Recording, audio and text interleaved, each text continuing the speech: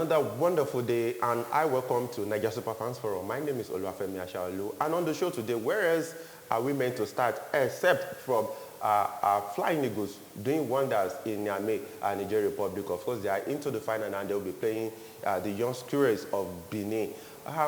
Very wonderful victory over the Ivorians. 2-1 it ended. 2-1 it also ended for Benin over Burkina Faso. No one ever thought that Benin Republic would get to the finals because, of course, they had to win their last group game, that means in Group A, over Ivory Coast to qualify for the final. Of course, we'll be looking at beef, so to say, in the camp of the Super Falcons. Of course, the Super Falcons coach, Randy Waldrum, has invited 32 players to a two-week campaign that will be taking place in Morocco before this year's Africa Women's Nations Cup that will be taking place in that North African country. And of course, we knew that Barcelona striker Aziza Toshala was stripped of the captain band. And now Onomebi took the captain band, and those two formerly best friends have been at each other's now. We'll be looking at that. And of course, remember, we'll be talking about match fixing, the steps that have been taken by the GFA to curb match fixing in the Ghana Premier League. Finally, it's reared its ugly head. We'll be talking about a match fixing scandal that has gotten Ashanti Gold relegated, and of course, a team called Inter Allies. They have been relegated. One to Division 2, one to Division 1. Very ugly. We'll be talking about all those today on the show. And of course, a lot of you have been asking us to talk about the zoning, the unjustifiable zoning in the West Africa that has been seeing best teams in the continent being eliminated, like we have seen in the ongoing WAFU Zombie Championship in Nigeria Republic, where Ghana didn't even Ghana qualified, but of course we have other teams like Cameroon not even in the competition because of the so-called zoning. And our section in Africa seems to be favored above the other. Kayode and I will be looking at all those today on the show. So it's a full menu for you today. Kayode, you're welcome to the show. It was a pleasure. So much to talk about, but I think the best place to start, like I said in the intro, is what is happening in the Nigeria Republic. Yes. A lot of people had doubts that Ladan Boso would do anything because of his antecedents, so to say. But we are in the final now against Benin Republic. Kayode. Well, Femi, I honestly didn't see us coming this far so soon. And it's also good to say that we have picked one of the tickets. Benin Republic and Nigeria, they picked the tickets to the Africa Under 20 Championship. I didn't see Nigeria come this far this soon because the team was barely put together. Barely 1, 2, 3 weeks to the competition. But Femi, see, victories like this don't excite me. Because it is just for the moment. It has this feel-good factor about it that, yay, we are going to the AFCON. And then I don't see it go well in the long run. I'm sorry to always rain on your parade. Maybe we are going to turn a new leaf this time around. I don't think so. I've not seen any reason. Now that we have a new technical advisor who has promised to look at. I do not see any reason to believe so, Femi. I think we are just this is still same of the old same. We like doing things the fire brigade approach, always running elter skelter. We knew this competition was going to hold like 6 months at the least. Yet we waited until 2-3 weeks. Fine, the results that we have gotten from Niger could make us paper over the cracks. But Femi, I tell you, those cracks will rear their ugly heads later. Now we have qualified. We have the AFCON tickets in our hand. We are going to the AFCON Under 20. I want to see us. The competition will be a step higher. I expect so. And then this lack of preparation will catch up with us on the long run. This is not a curse. I'm not placing a curse on Nigeria, but I think we should learn to do the right thing at the right time. So while I congratulate Nigeria and Nigerians, I still am not convinced with the performance. Femi, I've seen a couple of the games. Boys? Yes, I've seen a couple of the games. There are patches of individual brilliance, I agree, but as a team, I see the same. They considered 2 goals against Burkina Faso, 1 against Ivory Coast in the semi-final, and I see this lack of decision making in vital areas. The same way they considered those goals against Burkina Faso was the same way they considered the goal against Ivory Coast. And see, like I said, I'm not praying for anything bad to happen, but I always like to be realistic. I always like to put the facts on the table, make what you will of it. But I think that team needs coaching. I'm not going to say more than that. Oh, perhaps, yeah, because like you said that they were really put together. Maybe the Yes. team, perhaps that could be the reason for what we are saying. That is the reason. And I think, like I said, there are individual players in the team. Then why is Ladam Boso there? Why is Fatah Amao there? Like I said, Femi, this victory so far up to the final, the ticket is in the bag, will make a lot of people, especially the coaching crew, think all is well. But I do not agree that all is well. All I will say is, let us just wait and see. I am not praying for anything bad to happen. I'm just trying to be realistic. It is not the best way to prepare for a competition. It has never been. You can get all these victories, but you know what? That lack of preparation will sooner or later catch up with you. Okay, but we have Ghana, the Black Satellites, they had Abdulkarim Zito in charge. Yes.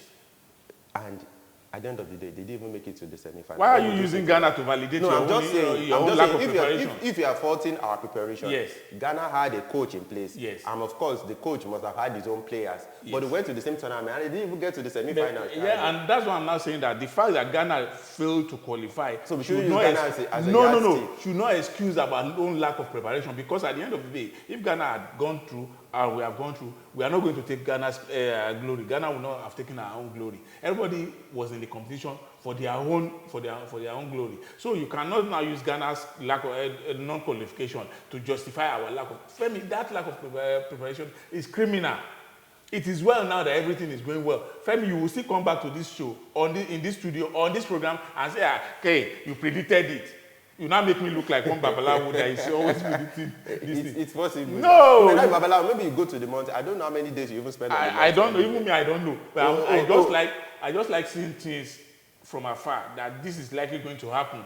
Femi, I keep saying it. This lack of preparation will catch up with us sooner or later. We cannot continue to do things this way and expect to see a different result. The only thing we can do is to wish the Flying Eagles all the best against the Benin Republic. But they should know that it's not going to be an easy walk in the park for them. We saw the resilience against the Ivory Coast. We saw the resilience against Ghana. Of course, even also against Burkina Faso. But I think they need to double their effort, like Kyle has rightly pointed out. And of course, I've seen a couple of the games. I think they still have a lot of work to do, especially if they're going to go to the AFCON. Then exactly. To the World Cup, because that's this standard cannot even go further. That's the destination. Even in AFCON, you're going to be watching most of those games with your heart in your mouth. Exactly. That's the point. Because at this level, that's the sub-regional level, we are doing this at this level, at WAFU. Then when we now get to the AFCON, what are you expecting? Well, I think it's another pointer to the death of Nigerian football. When I talk about the lack of, I don't know. Kayode, let's go to the Super Falcons now. Randy Waldom has called up 32 players for the campaign that will be starting on June 17. Then the proper camp training will start on June 18. But we knew the history of Aziza Oshoala and Onome Ebi. And I won't forget that tweet by Aziza Oshoala. You know, Onome Ebi is 40. So you don't even need to tell you that Aziza Oshoala was actually referring to Onome Ebi. Onome Ebi she's even Aziza senior in the Super Falcons. Sure. Definitely. And she said, may I not be 40 and still desperately crave validation. She wrote on Twitter. That was after she was stripped of the captain band for Onome Ebi. Onome Ebi was in charge of the two-legged friendly we had with Canada. Kayode, is this not a house on fire? Is it not? No. Will Randy Waldom not have his hands full? No. It is the way we have made our bed, and we are going to sleep on it like that. You know the biggest winner in all of this? Somebody is going to be in one corner and be laughing her heads off. It is Desire. Let me give you the backstory. Desire was the captain of the Falcons. Good girl, humble, hardworking, always fighting for the team. Yeah. She made there were some allegations that she actually asked, she demanded for the bonuses, allowances of the team. The NFF, not being comfortable with it, found a way to shut her out of the team. One way or the other, they brought in Oshoala to become the captain. I felt at that time, and I think I wrote it on Twitter, that I also felt very bad this at that was time. wrong. This was a very bad precedent. Because if a captain cannot fight for our teammates again, then who else will? That nobody has been able to tell me, because I kept talking about it. It got to a point that people were like, do you have a personal stake in this? I said, no, I like things being done the right way. You are accusing the captain of fighting for our teammates. You now you strip her of the title of the captain's band, give it to Oshoala. Oshoala got it, and life went on.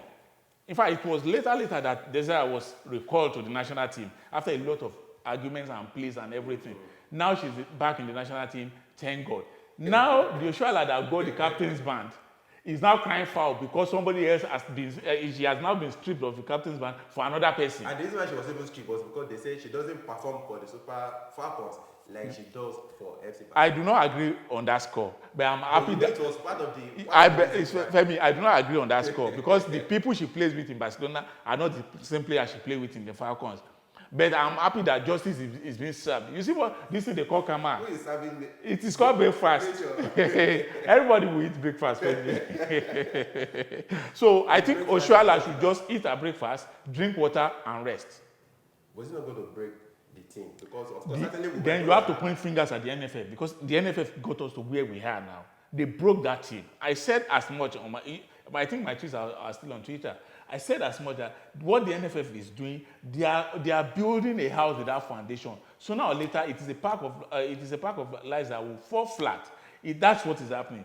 I hope women being who they are, I hope they don't exchange blows. You know, guys can just chin up and just bone each other. They mess up. You know, waiting up. Okay, my guy. But women, they do not have that restraint. I'm sorry to say, this could lead to something else because obviously, as Zizat will have our own supporters in camp, Onome will have our own. And the funny thing, like you mentioned, is I think they used to be the best of friends. I remember when Zizat was in, I think, Liverpool, and then at Arsenal, it was in fact, there was a time I was like, this closeness, hope there's nothing else involved. They were always together, my love. All of a sudden, the captain's band is torn them apart now.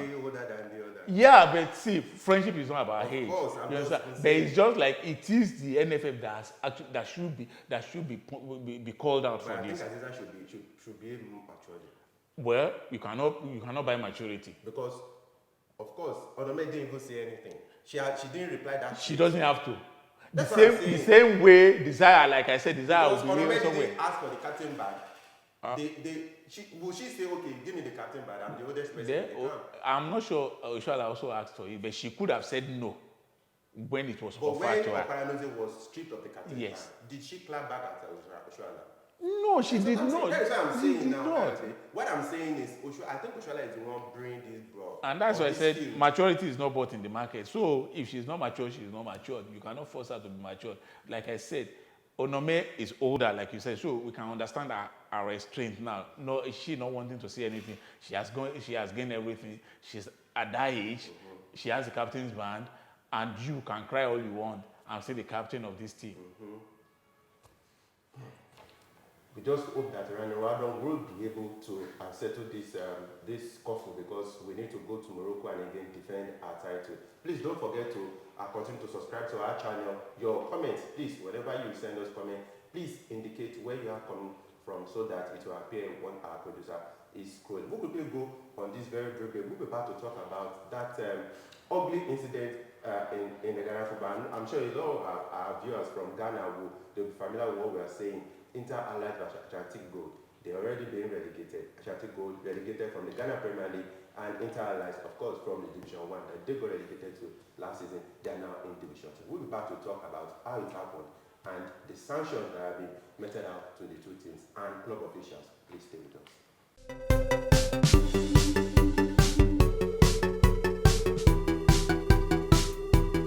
Welcome back, and it's still Nigeria Superfans Forum.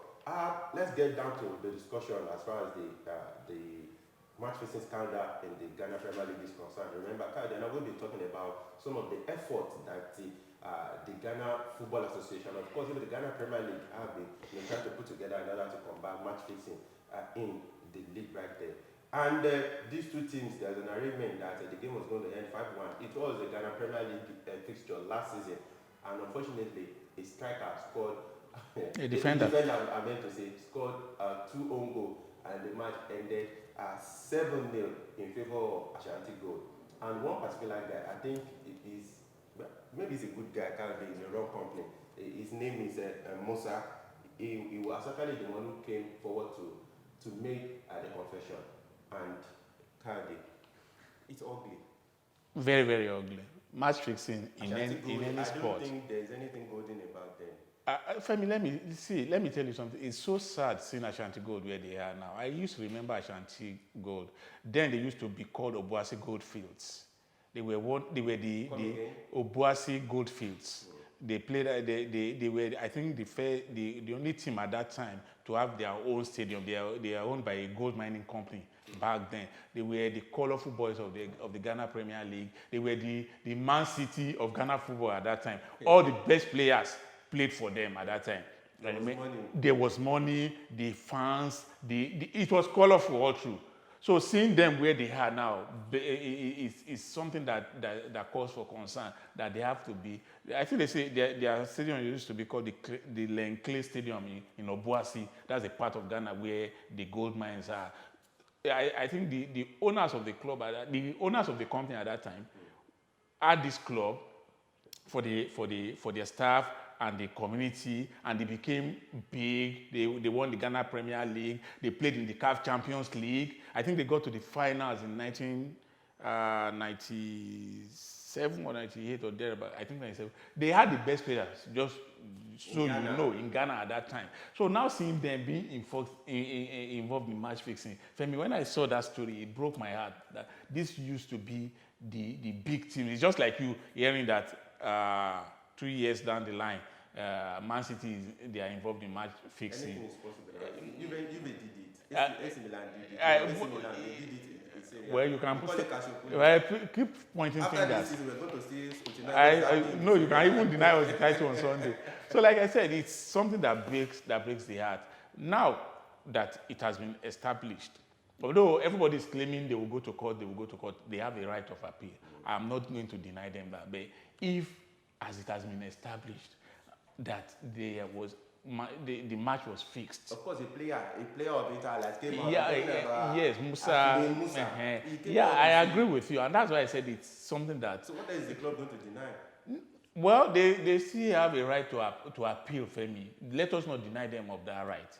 Let them appeal. But I am very happy at one thing: the fact that the GFA, the disciplinary committee of the GFA, was this decisive.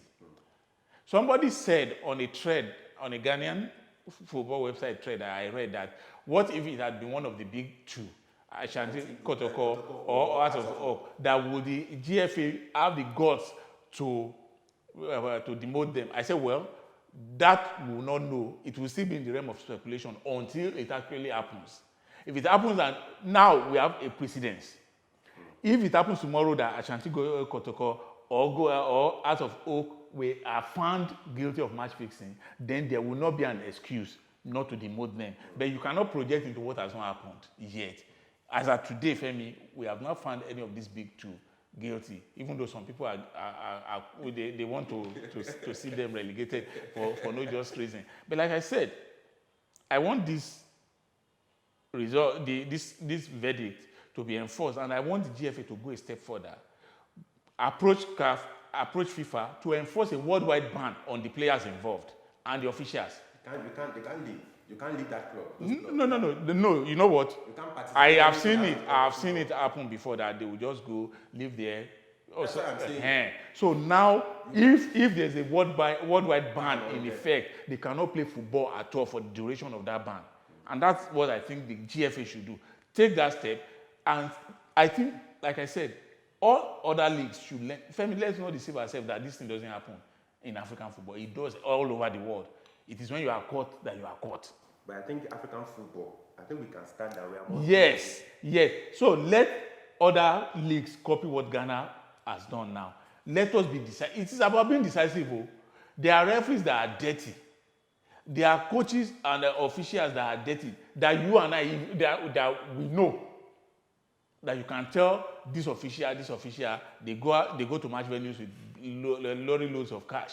to pay off officials, to pay off the other team. There was an incident in the Nigerian Premier League some few years ago that I'm going to just tangentially talk about. There was this match that a club had, they were already going to be, they are safe. Then this other team was going to play them. This other team needed... Was it 13-0? No, not that one. That one was... yeah, I did. That one was even minded.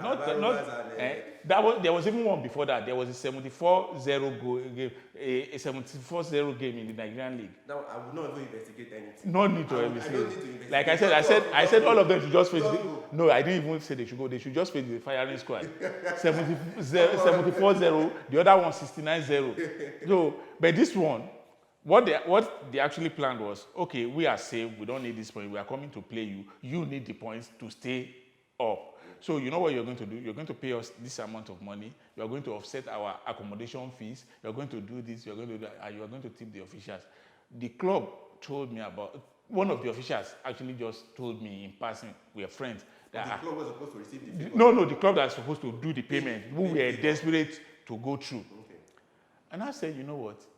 What happens if all through the season, your team has shown that they are not good enough, and the referee is not going to give them goals? They still have to make the effort to score. And this team, in order not to make it obvious that you guys are playing a fixed day, they also have to put in a little bit of effort. If your team fails to score, what will happen? They need to score. You know what? Just down the consequences. Let them play. Say no. They actually went ahead. They said no. They won 1-0. And I told him after the game, I said, you know what? If you had paid them one... Really sure they didn't receive it? No, they did not, Femi. If they had, would they have told you? Well, he told me about it. You understand? Initially. You trusted him that day? Yeah, I did. He didn't receive it? I did. Because if they had, he would have been the one to pay them, to do the payment. Where he said they didn't pay, like I suggested, that he told somebody else about it, and the person also said the same thing, that if they are going to go, let them go, so that you quickly go and recruit better players and get ready for the next season. So they stayed up after that one. It was blood and gore. It wasn't easy, but they pulled through 1-0. They stayed up, although they have gone on relegation afterwards. But that year, they pulled through. So for me, it is something that is prevalent in African football, and it's something we should all make effort to stamp out. So that's why I think the Ghana Football Federation should be commended for this very, very courageous step that they've taken. You know why we're actually taking time to discuss it can be compared to cancer. It is a cancer. It is worse than cancer. Football development. If these clubs had done this in Europe, I don't even know in this. Some people will be in jail by now. Some people will be in jail. I think I need to quickly read the sanction that have been put out. They were not even smart enough. It was supposed to end 5-1. And it ended 7-0 currently. They were never smart about it at all. But they needed a 5-1 result. That's what I'm saying. But it ended 7-0 because of the two goals that the other guy scored. Okay, so Ashanti Gold president Dr. Kweku Frimpong was given a 10-year ban and fined 100,000 Ghanaian cedis. That is equivalent of $13,000. While his son Emmanuel Frimpong, the club's chief executive, got an 8-year ban and a fine of 50,000 Ghanaian cedis. As for other men, the respective head coaches and team managers from both clubs were all banned for 2 years. And 14 Ashanti Gold players were suspended for between 2 and 4 years. And club sporting director was also given a 4-year ban. As well as Musah, a further 11 inter-allied players and their goalkeeping coach were suspended for between 2 and 3 years. We heard that Musah got a leniency because, of course, he actually came out. So he was given just a 2-year ban. Yeah, I do not fault the sentences. They are for me, they are perfect. So I think we should leave it at that. Like I said, I am not going to fault anything that has been done, because like you actually said, Femi, if this were to happen in Europe, most of these players that got suspended bans they will be in jail. I have said this before. In 1993, Olympique Marseille won the Champions League. By 1994, it was discovered that there was a match fixing scandal. They were stripped of the title. Their president then, the late Bernard Tepi, went to jail. He lost his position as a club president. He went to jail, spent time. This was a millionaire. He spent time in jail, Femi. I think with the Kashopoli immediately. Some yes, guys went to jail. That's the point. That is the point. And that's how it ought to be. We shouldn't see there are some things we should not just discountenance. They are cancerous. We should stamp it out before it kills us. We don't even see much of the violence in the Ghana Premier League, but here when you have a fan who have the effrontery to run into the pitch and physically assault a referee, a life-threatening assault on a referee. It is enabled by the club officials. And like I told you, Femi, there's a match venue in Nigeria. I'm not going to mention it. That if you go there, the guy who actually foments trouble, the guy. That's a special city. No, not special city. He is an handicap. He has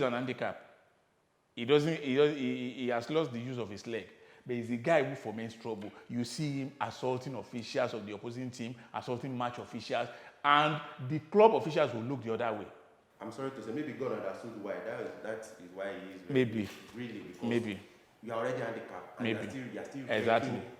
All right, Carl, let's go to this issue. You and I, we've talked about it on the show, the unjustifiable zoning that we have in West Africa.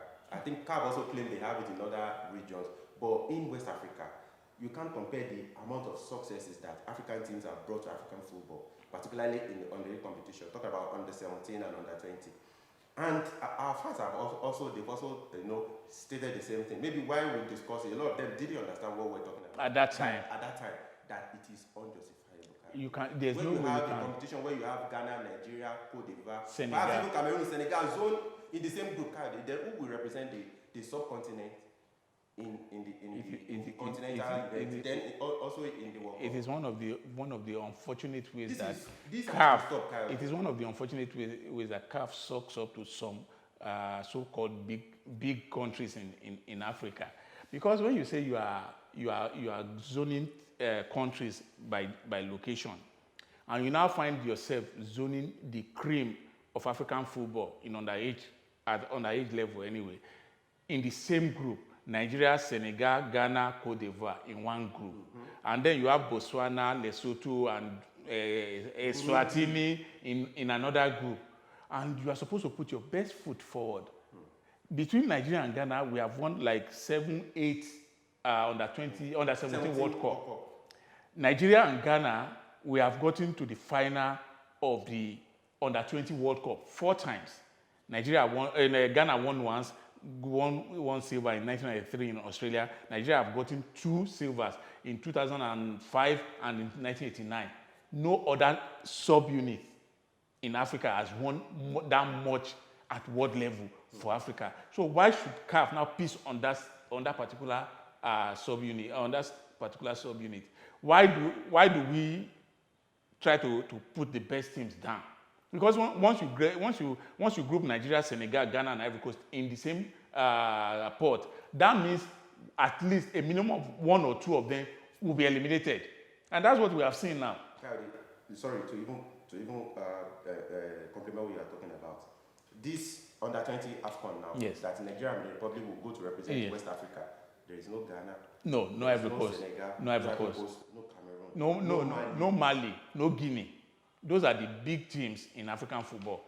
Don't forget that Guinea were the second team after Nigeria to get to the final of the World Under 17 in 1985. They got to the semi-finals. They played against Nigeria in 1985. That shows you that they have pedigree. But in this kind of arrangement, they will be in the same group with Nigeria to qualify in Africa for an African competition, not at the world stage. So for me, it is, and like somebody said, and I 100% agree, why do you limit this to West Africa? Why no to national teams? Why don't you do it at club level? Why do we see every year we see North African teams getting to the final of all the competitions, except in the last few years that South Africa teams they've really come up. Why is it not extended to the club competitions? Why only at the national team level? Because you think the West Africans have an advantage there, so you want to cut that advantage. That's what I see. That is what it is insinuating. That is what it is, not insinuations now, Femi. That is the fact on ground. That is the conspiracy against West African football. That is the conspiracy that CAF is deliberately bringing to cave the house down on its neck. And that's why we are where we are as a continent. This arrangement started under former captains, I'm talking about Isaiah too, and we have Ahmad, he's gone, and of course we have a new CAF president. Now I think we're using this medium to challenge him to look at this. It is unfair, it is unjust. Unfair on West African teams, particularly you can't even do this at the senior level. Imagine AFCON qualifier or World Cup player, you have Nigeria in one pot. And you expect this under whatever teams to grow into the national team. And each time they fail to qualify, like the Ghana team that failed to make this AFCON now, that's a generation of players that you have killed. Because they won't move up. They will not move up. Because going to a competition would have helped them to gel together, have visibility. But now, it is only maybe one or two of them that you see. Look at the Nigerian under-17 team of 2017 that failed to make the AFCON. Do you know that as talented as that team is, some of them have gotten into Europe, some are still playing in the Nigerian league. But they could have gone further and higher if they had gone to the World Cup or even the AFCON. But because of this silly arrangement, they couldn't go through. So why are we deceiving? How has that helped African football? And I don't even know what CAF feels about this. Cardi, quickly, before we run out of the studio, let's really talk about the CAF Confederations Cup. Uyo is the venue. The game will be between Orlando Pirates and Beckham of Morocco. And Akwa Ibom State Governor, I'm talking about Manuel Odom, he has decided to buy up all the tickets available for the game. For locals. We call them locals to go to the stadium and watch the game. To even particularly support Olisanda, former Akwa United right back, who will be playing for Orlando Pirates. But a lot of people have said that's a waste of a public fund. While some other people have also said that the value chain will be enhanced. Talk about the hotels that will be booked. Talk about the macro business. Now, businesses that will be positively affected. The person selling pure water, the person selling soda. No, Femi, sorry to cut you. Who is going to book the hotels? Since the locals are the ones who are going to watch the game. You don't. The teams that are coming. We also have CAF officials will be coming. How many of them? In all, you are not expecting more than 60 or 70 people. Okay, you are faulting the decision of the. Yes. So how would you have felt if that game was shown live on TV, of which it will, and you have a lot of empty stands? I would have. The question I'm going to ask you is, I would feel the same way I would have felt if I know why CAF took the decision to take the game to Uyo in the first place. Like I've always said, you and I know the football destinations in Nigeria. You know where games can be taken to, and you can guarantee a full house. Fine, I admit that probably because the North doesn't have that kind of standard stadium, I would have suggested Kano or Kaduna for the game. But because they do not have the kind of facilities to host a game of that magnitude, then Abuja is still under a CAF ban. So I think Uyo is still the next. But then why Nigeria? I think Abuja could have, since it is not a national team. But since after what happened the last time, I'm still not convinced that we have enough resources to control the crowd, if there is a crowd anyway. Actually, the same has actually even been fixed anyway. I learned work has started on it. That they've started. Let's quickly go to the Ghana Premier League now. The good thing is we will not see Ashanti Gold playing in the Ghana Premier League until further notice, at least not until this case is seen to a logical conclusion. Exactly. For week 30, let's quickly go. The Great Olympics will be hosting Medema. WAFU will travel to face Dreams. Beckham United, remember they're in the FA Cup final yes. now. They will be playing Hearts of Hope there. They will be hosting Legon City's RTU, this team in Ghana. They will be traveling to face Bibiani Gold Stars. Lena Sharks will be hosting Ashanti Gold. So I think that game will be put on. Even last midweek game, their game they didn't play. Wasn't played. And Karela will be traveling to face. Of course, no, Karela will be hosting King Faisal. Accra Lions will be hosting Ghana Stars, and Ashanti Kotoko will be facing Berecom Chelsea. Then later we have the 11 Wonders. They will be hosting Hearts of Hope. Let's really go to Nigeria Premier League right now for week 29. Katsina United will be hosting Eyimba. Lobby Stars will be hosting Sunshine Stars of Akure. Niger Tornadoes will travel to face Akwa United. Kwara United will travel to face Gombe United. Shooting Stars of Kayode's side, they will be hosting. It should be 3 points Kayode. Nothing less than 3. No, it's going to be a home and away victory. We defeated them away in the first leg, 1-0 in Lagos. So I'm sure we're going to consolidate. I expect nothing less than a 3 or 4 goal victory. It seems the MFL player, they've been spending their time on the mountain. Remember, they defeated Kano Pillars. It doesn't matter. It doesn't matter. So Kano Pillars will be hosting Atlant. Raymond Stars, of course, doing wonders. They will be traveling to face Rivers, and that's going to be a tough one. It is. It's going to be a tough one in Rivers. Enugu Rangers will be hosting Dakada. Plateau United, another traveling. They're going to Abia Warriors in Aba. It's going to be very tough. Then Nasarawa United will be hosting Wiki Torres last in Canada. For you, don't say Sunshine Star. Don't say Shooting Star. So, which other match will catch your attention? I think the Rivers game. Because after losing last to Atlant, which was like the surprise result of the week, they want to quickly get back into their stride. And I think they will get the required points against Remo. This weekend, leagues across the world, almost all the leagues are going rounding of Coyote. Liverpool, Man City, they have their destiny in their hands. So either way, either Man City or either Liverpool, we have Africa represented. I think City will see this through. And Everton, they have their day. They will be playing against Arsenal. They actually have the chance to, like you said, their destiny is in their hands. If they do not get it, I am so gutted that the game they lost to Brentford, they shouldn't be losing games like that. Everton, the game they lost to Brentford, they shouldn't be losing games like that. They shouldn't be losing games like that. Although the record did not help matters, I agree, but they should not be losing games like that. Now they have a chance to make amends. Will they? Let's wait and see. Arsenal will also be looking to win that game so that they hope that Spurs will slip up against Norwich City. Hopefully. And let me make you happy now. So run out of the studio. AC Milan, Sassuolo. We are going to win. We are going to win. The referee has been said to you already celebrating. Yes, because you know what? The game is generating so much publicity now that tickets have gone as high as 3,000 euros for a game. And you know what? Everybody in Milan. That is a match fixing already. Yes, it is. Thank you. Everybody in Milan is going for that game, and the beauty of it is all the Milanese past legends. All of them are rooting for this team. They've been doing comparisons between this team and the great team of that won in 2009. So all of them will be there. All of us will be rooting, and we have already sewn the ashwebi that we're going to wear. You get the memo.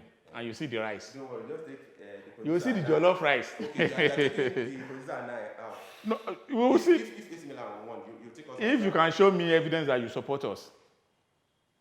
Producer, please don't cut this. As always, thank you. It's always a pleasure being here. And for you out there, we can't thank you enough for always being with us. Remember, don't forget to please click on that subscribe button, like our videos, share them. And please don't forget your comments wherever you are reaching us from. Please don't forget to indicate. And for all the issues that we've raised today, what do you think, particularly about the match fixing scandal in Ghana, particularly for our Ghanaian players? What do you think? Do you think the sanctions are enough on Inter Allies and of course Ashanti Gold? Until we come your way again, we say have a fantastic sporting weekend for yourself. Bye for now.